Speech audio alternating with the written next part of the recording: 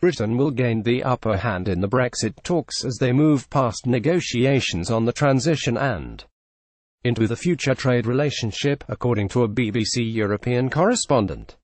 Speaking to the BBC's World at One yesterday, Connelly said that sources in the EU are concerned that the appearance of Brussels unity will eventually crack. Connelly said that the EU had not experienced any strong challenges to its position yet and only had to focus on schedules and timetables. GETTYCould May's trade focus rupture Barnier's carefully preserved EU unity.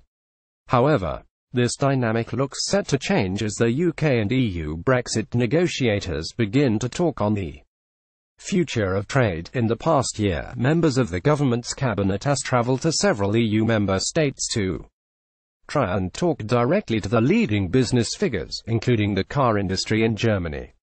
The hope among cabinet ministers is that the crucial trade deficit between the EU and Britain will prompt state leaders to prioritize the country's jobs over EU unity. Connelly explained, there has been a remarkable degree of EU unity.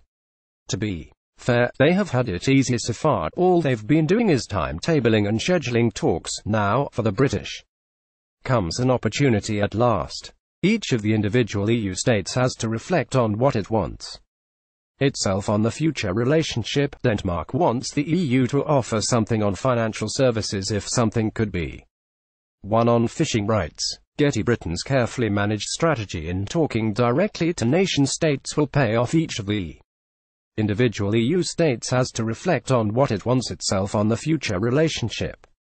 Connelly, however, France will have the opposite view. Some other states will want continuing access to British labour markets. The government has been assiduous at talking to individual nation-states. Those states now have to look at their own relationship with Britain. These leaders may have to make concessions to get what they want for their individual countries.